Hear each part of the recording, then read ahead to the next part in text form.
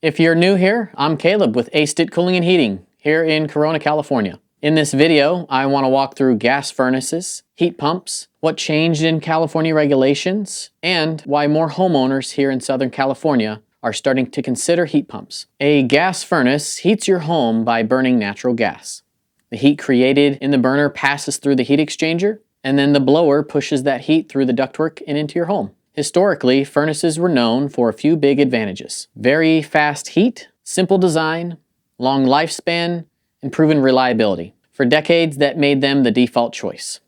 Around 2018 to 2019, Southern California started requiring something called ultra-low NOx furnaces. NOx stands for nitrogen oxides, which are emissions created when you burn gas. To improve air quality, manufacturers had to redesign these furnaces to dramatically reduce those emissions. So every furnace installed in Riverside County and Orange County now has to meet those ultra-low NOx standards. And that wasn't optional. It became building code. So the reality of ultra-low NOx furnaces is these furnaces, they have relatively new technology. These ultra-low NOx furnaces typically have more sensors and controls. They're way more sensitive to airflow, and they require very specific gas pressures. With all these changes, the cost significantly is more than the older designs as well. What many contractors have seen over the last several years are more issues with those sensors, more service calls, louder operation with some models, and an overall higher cost for the equipment. That doesn't mean that they're bad equipment, but the reliability track record simply isn't as long as the furnaces that we've been installing for the last 30 or 40 years. So a heat pump works very differently. Instead of creating heat by burning fuel, it moves heat by using electricity and refrigerant. In cooling mode, a heat pump works just like a normal air conditioner. In heating mode, that system reverses. It pulls heat from the equipment itself and the outside air to heat your home. Heat pumps work really well in Southern California because it does not get cold here, unless you're in Big Bear or somewhere in the mountains. And it's a really good environment for heat pumps. We don't have long stretches of freezing temperatures. That means that heat pumps are going to run very efficiently. They're going to provide a more steady heat instead of short bursts.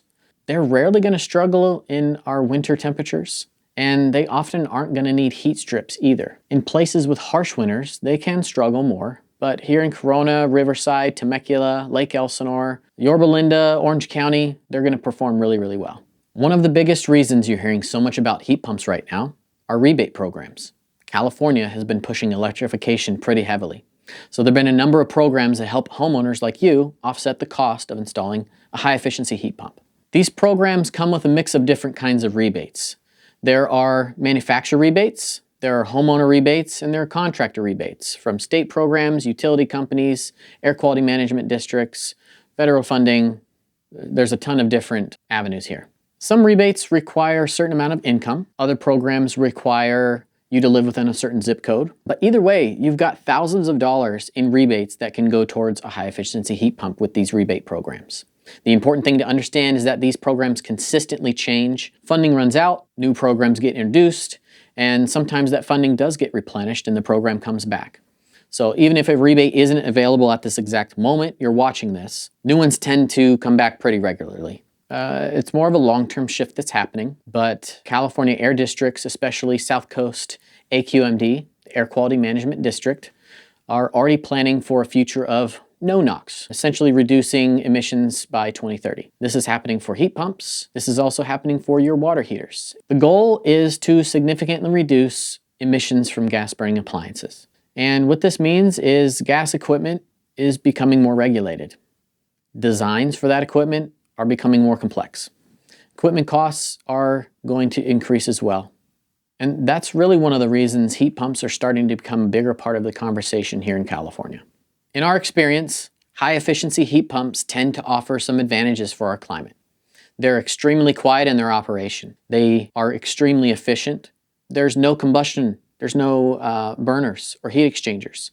And that is going to relate to a better indoor air quality as well. Because they essentially run longer at lower cycles, many homeowners are going to notice more even temperatures throughout the house. Now, to be clear, heat pumps aren't automatically the right answer for every home. Everybody's different. Right now, gas is cheaper than electric. We need to look at your electrical capacity for the home on your panel Ductwork and airflow matters a whole lot more with heat pumps. The expectation of your comfort also comes into consideration. But for many homes in Southern California, they're becoming a very strong long-term option. I personally installed a heat pump in my home, and I can attest to the comfortability of it. My old heater, we would get the blanket effect, which is essentially you get cold, you put a blanket on. Your heater comes on, I get too hot, I take the blanket off. Heater turns off, I get really, really cold, put the blanket back on. And so that constant blanket effect disrupts sleep. For me, it's really uncomfortable. The air dried me out, it dried my skin, it dried my nose. I would get nosebleeds consistently. So I tried a couple different things. I ended up putting in a 2-stage gas furnace, which reduced the effects, but we still had dry skin. You also get like static electricity. You start touching things and you get shocked or zapped just because that heater is pulling all the humidity and the moisture out of the air, making it really, really dry. With a heat pump, it's more gradual. So for somebody like me who if it wasn't for my wife, I would not be running my heater. I'm actually really happy that I went with a heat pump. My kids and my wife were able to be comfortable year-round, and we're saving a ton of money as well. My heat pump runs for a longer period of time, but it's gradually warming up the air, and it's a whole lot more comfortable. You don't have that high temperature swing as well. If you're trying to decide between a heat pump or a gas furnace and want an honest evaluation of your home, I'd be happy to help. There's a booking link in the description. You can schedule a visit with me or one of my technicians. And if this video helped you understand the differences, hit the like, subscribe, and drop any questions below. Thanks so much.